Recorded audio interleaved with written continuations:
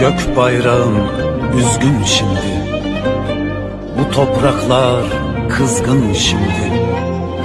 Türkmenimin sesi çıkmaz, konuşanlar kuzgun şimdi.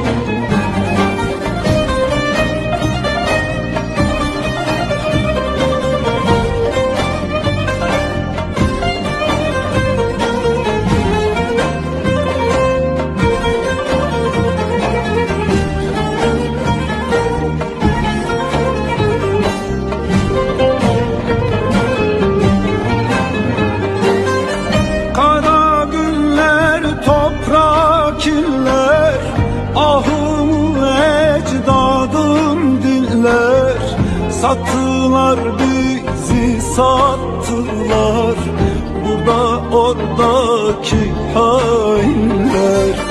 Kara günler, toprak iller, ahımı ecdadım dinler. Sattılar bizi, sattılar burada oradaki hainler.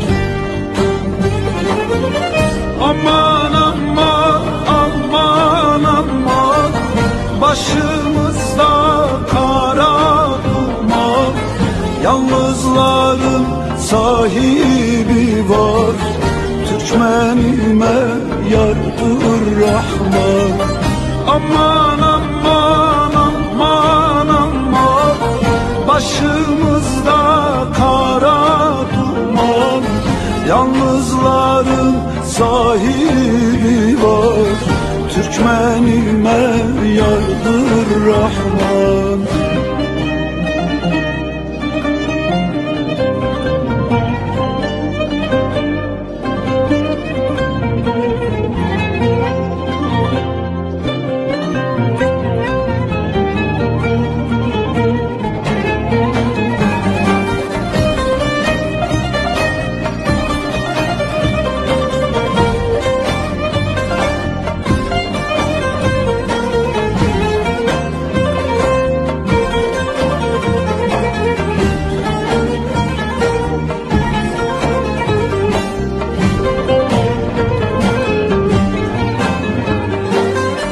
Yalan oldu, yalan oldu, güzel günler yalan oldu.